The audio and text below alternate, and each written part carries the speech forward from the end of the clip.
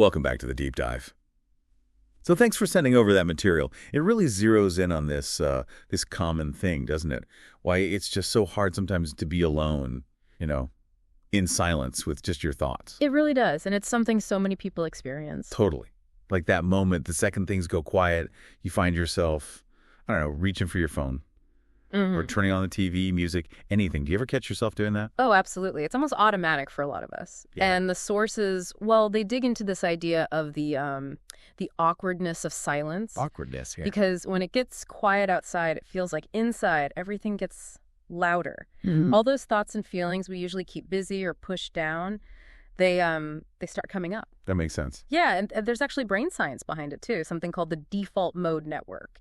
It gets more active when we're not focused on external tasks, and it's tied to thinking about ourselves, our emotions. So silence kind of lets it run wild a bit. Right. Opens the door for it. And the material we looked at, it really doesn't shy away from why we avoid that. It's because, well, sometimes that inner voice isn't exactly fun to listen to, is it? No, not always. It might be pointing out, hey, you're completely wiped out. Or maybe even bigger things like questioning if you're in the right relationship or the right job. Oof. Yeah. Facing that takes energy. It really does. And that's where distraction comes in, which the sources highlight quite a bit. It's our go-to coping mechanism, isn't it? Definitely. Scrolling, binge watching, music, whatever fills the space. Exactly. And look, it works in the moment. It gives that immediate comfort. But the sources argue that relying on it constantly, it can have downsides. Yeah, like you're always looking outward for input. The reading suggested it can make you feel a bit disconnected, maybe lose track of your own internal compass. That's a good way to put it, disconnected. There was even that phrase about potentially losing your voice and all that external noise. Right. If you never pause to listen to yourself, how do you even know what you think or feel anymore? Which leads nicely into another key point from the sources.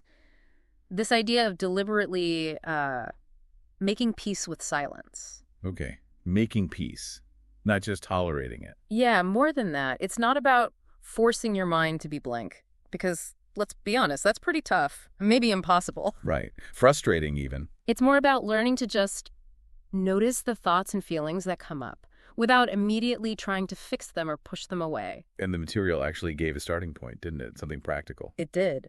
Suggesting maybe just trying 5 or 10 minutes a day, just sitting still. No phone, no TV, no distractions. Which probably feels weird at first. Oh, almost certainly. A bit uncomfortable, maybe even restless. But the idea is if you stick with it even a little bit each day, the mind might start to settle. That inner chaos might soften. And you get a chance to actually hear yourself again, connect with what's really going on inside. Exactly. And one source framed this whole thing beautifully, I thought, this idea of being alone with yourself as becoming your own friend. I like that. Becoming your own friend. Yeah.